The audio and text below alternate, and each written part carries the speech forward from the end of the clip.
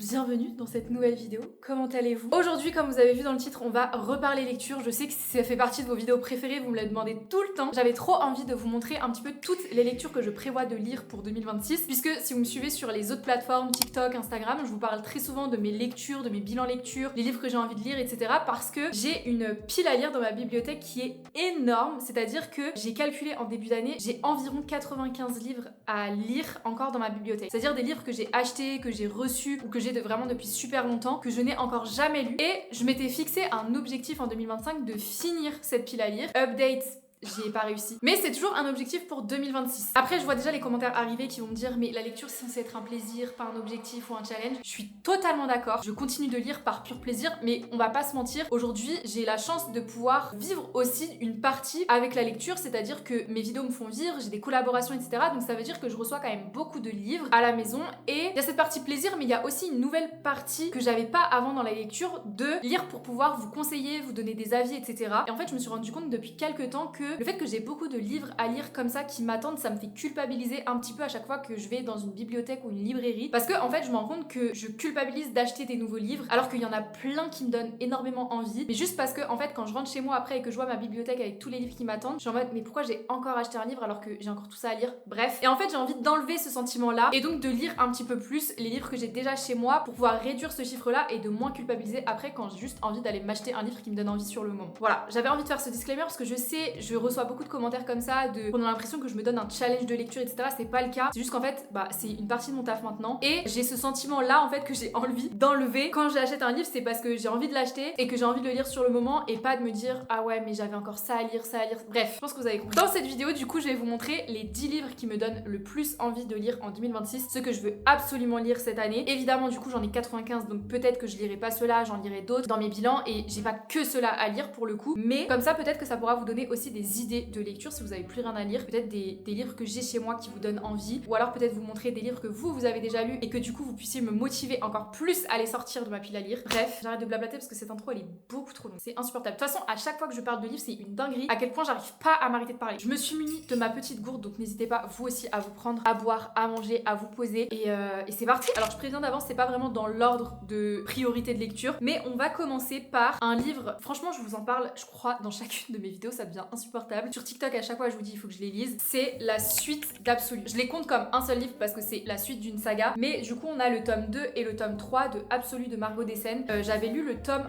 1, je crois ça fait maintenant un an facile, que j'avais adoré, mais vraiment il me semble même que je l'avais lu en partie dans un vlog, je sais plus exactement, mais c'était exceptionnel. On est sur une dystopie fantastique. Si vous aimez l'univers un peu de Hunger Games, Divergente, Le Labyrinthe, c'est totalement la DA. Et en fait je sais pas pourquoi je continue pas alors que j'ai les 2 tomes à la maison. Je pense que c'est parce que ça me fait un peu peur de savoir ce qui va se passer après parce que le tome 1 se finit sur une dinguerie. En tout cas 2026 j'ai vraiment envie de me replonger dans cet univers là parce que c'est pas parce que j'avais pas aimé, au contraire j'avais adoré, c'est juste que je pense que j'appréhende un peu la suite. Mais pourquoi pas du coup lire ça dans une vidéo. Justement j'avais trop envie de faire une vidéo où je continue un peu toutes les sagas que j'ai en cours parce que j'ai celle-ci, j'ai justement Hunger Games, j'ai The Crime de Marie Rukowski, Prison Healer, enfin j'ai plein de sagas comme ça en cours et il s'agirait peut-être d'avancer en fait ou d'un moment. Donc je pense que je vous ferai une vidéo YouTube vraiment une semaine où j'avance dans toutes mes sagas, etc. Voilà en tout cas pour ma première lecture objectif de 2026. Deuxième roman que j'aimerais bien lire en 2026, et là je pense que c'est sans surprise, c'est Les Vrais Amours de Tyler Jenkins Reid, puisque je crois que ce serait mon 4e livre de cette autrice. À chaque fois qu'en fait je vois un nouveau livre de sa part qui est traduit en français, je vais directement l'acheter sans même savoir de quoi ça parle. Mais parce qu'en fait elle est trop forte dans la narration, c'est-à-dire qu'à chaque fois que je lis un de ses livres, j'ai l'impression de regarder un film ou une série tellement c'est fluide, tellement c'est détaillé, c'est prenant. Là j'ai l'impression qu'on est complètement sur un autre genre. Il me semble que c'est vraiment une romance. On va suivre Emma qui va perdre son mari Jess d'un tragique accident d'hélicoptère. Elle est complètement dévastée parce que c'est vraiment son premier amour. Ils se sont mariés dans leur vingtaine et du coup pour se reconstruire un petit peu, elle va partir vivre dans sa ville natale et là-bas en fait elle va retrouver un peu le bonheur et surtout elle va retrouver son ami d'enfance qui est Sam et elle va un peu se reconstruire à ses côtés petit à petit dans une nouvelle histoire d'amour. Tout commence à aller mieux pour elle jusqu'au jour en fait où elle apprend que Jess, donc son mari qui est décédé, n'est finalement pas décédé. Il il est toujours vivant. Et du coup c'est là que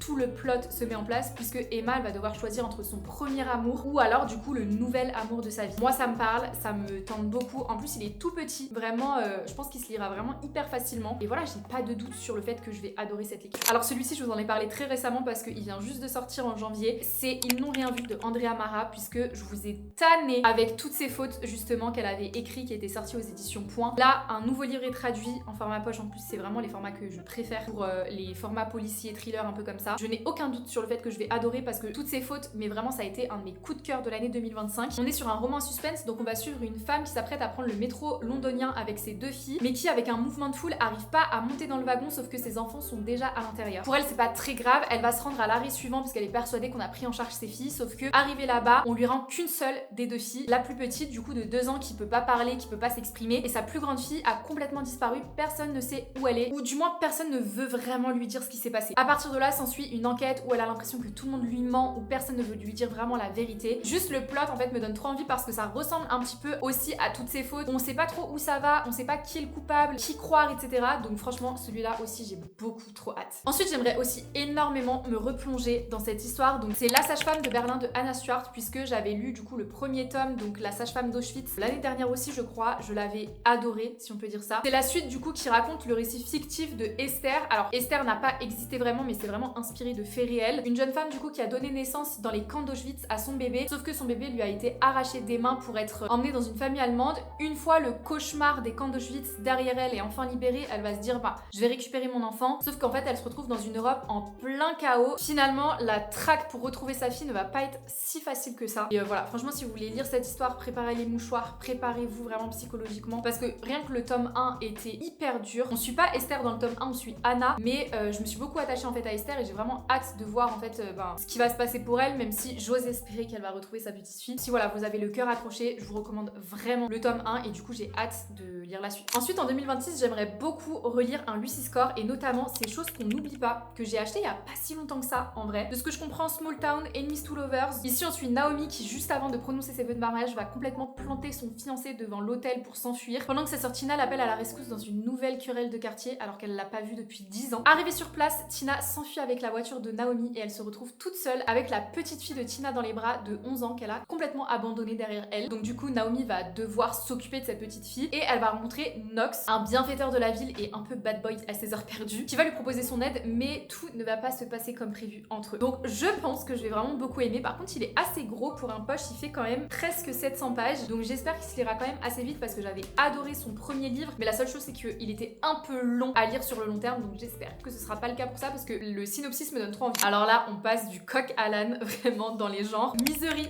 de Stephen King, je vous en ai parlé il y a pas très longtemps sur TikTok, je l'avais trouvé à Emmaüs, je le trouve absolument magnifique et je n'ai jamais lu de Stephen King. Et je me dis que franchement pour un premier je pense que ça peut être vraiment une valeur sûre parce que j'en ai entendu que du bien, enfin Stephen King quoi, j'ai envie de dire, il a une réputation qui le suit et franchement quand j'ai lu un peu le résumé je me suis dit waouh, ok. On est clairement sur un thriller psychologique. On va suivre Paul qui est un docteur à succès qui après un accident de voiture va se retrouver dans les mains de Annie, grande fan de ses livres et ancienne infirmière. Annie elle va décider de soigner Paul chez elle, complètement seule dans sa ferme et à l'abri de tous les regards. Sauf que Annie quand elle se rend compte que Paul a tué son personnage principal dans son dernier roman, elle va complètement disjonctée. Du coup elle va forcer Paul à écrire une nouvelle histoire avec une nouvelle fin coûte que coûte. D'ailleurs le résumé me fait un peu penser à Purgatoire des innocents de Karen Gebel, mais version un peu plus vous voyez dans le côté horreur du huis clos. Je pense que je ressentirais un peu la même chose. Ensuite un petit contemporain que j'ai envie de lire, d'ailleurs d'une autrice que j'ai pas lu depuis super longtemps, c'est Les femmes du bout du monde de Melissa d'Acosta. Je pense que ça fait vraiment plus d'un an que j'ai lu aucun de ses livres. Ici ça se passe dans le sud de la Nouvelle-Zélande dans un camping où on retrouve du coup Autumn et sa fille Millie qui s'occupent du camping, d'ailleurs qui s'appelle Mutunga Oteao, qui veut dire le bout du monde en maori. Elles forment un duo inséparable toutes les deux jusqu'au jour en fait où elles vont faire la rencontre de Flore qui est une jeune parisienne qui est en quête de rédemption et du coup qui va venir au camping. Donc je ne sais pas ce qui se passe entre elles, mais je pense que un petit peu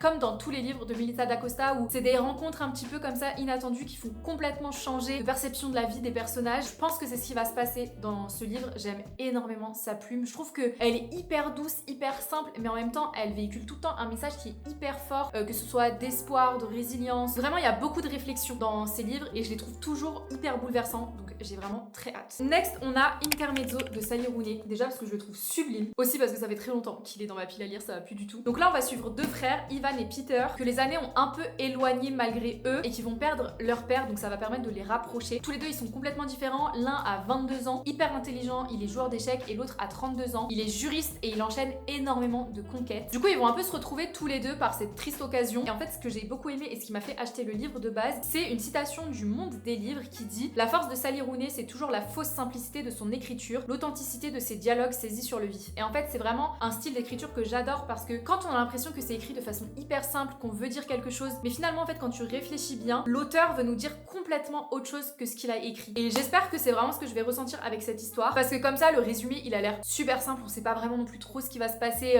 de palpitant, mais du coup, j'ai vraiment très hâte de me plonger pour découvrir un peu tout ça. Et en plus, j'en ai entendu vraiment énormément de bien de cet auteur, donc voilà. Ensuite, on passe encore du coq à l'âne, on a Business Proposal de Ewa, j'espère que ça se prononce comme ça. Je l'ai reçu littéralement ce matin pour vous dire comment j'ai hâte. Si vous êtes un peu dans les K-dramas, vous devez reconnaître le titre, puisque du coup, c'est la romance coréenne à l'origine du K-drama qui est sorti par derrière, donc je suis hyper contente, je l'avais adoré à l'époque quand je l'avais vu. On suit du coup Harry qui doit se faire passer pour sa meilleure amie dans un rendez-vous arrangé. La mission, elle est hyper simple, c'est de se faire passer pour une cinglée pour évincer ce rendez-vous et qui n'entendent plus jamais parler d'elle. Sauf que tout ne va pas se passer comme prévu quand Harry va se rendre à ce fameux rendez-vous et qu'elle va se rendre compte qu'en face d'elle, c'est pas un mec lambda, mais c'est littéralement le PDG de son entreprise. Et si c'était que ça, puisque Kang Tae-moo, du coup le PDG, va la demander en mariage. Donc Harry, elle est dans un pétrin monumental puisque elle doit et subir le mensonge qu'elle fait à son PDG et faire en sorte qu'il se rende pas compte que c'est une de ses employées. Enfin bref, je trouve que déjà le K-drama était hilarant, mais alors là du coup j'ai vraiment trop hâte de le lire du coup en livre, peut-être pour avoir d'autres détails qu'on n'a pas dans la série. Et en plus il est assez court, donc voilà, je suis vraiment très contente. Et pour finir cette sélection des 10 livres que j'aimerais bien lire en 2026, on a un livre, franchement je vous en parle aussi très souvent, un peu comme Absolu, mais lui c'est un peu plus récent que je l'ai acheté. C'est One Life Stand de Hannah Bonham Young. Je l'avais acheté quand j'en entendais absolument pas parler parce que j'avais adoré la couverture, et en fait à partir du moment où je l'ai acheté, tout le monde en a parlé partout sur le BookTok, donc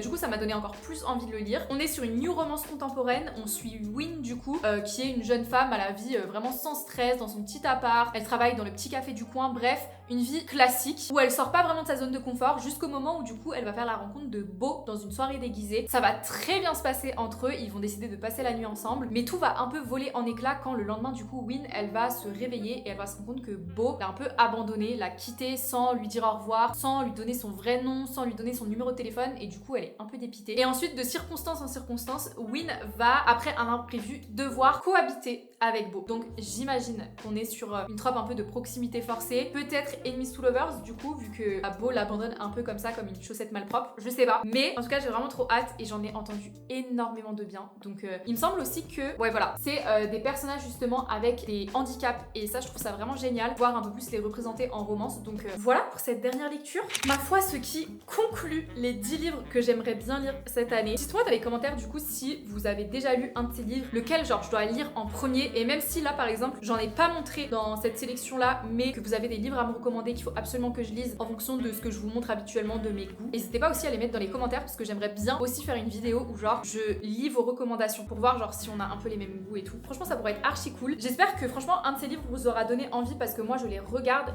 rien que d'y penser je salive. J'ai hâte de pouvoir les lire. Donc voilà, j'espère que cette petite vidéo très chill vous a plu. Si jamais vous voulez avoir plus de contenu lecture etc, comme d'hab, n'hésitez pas à me rejoindre sur Instagram et TikTok parce que pour le coup je poste quasiment des vidéos, peut-être pas tous les jours mais 3 ou 4 contenus par semaine de lecture, c'est très grave. Donc voilà, gros bisous, portez-vous bien et à la prochaine, ciao.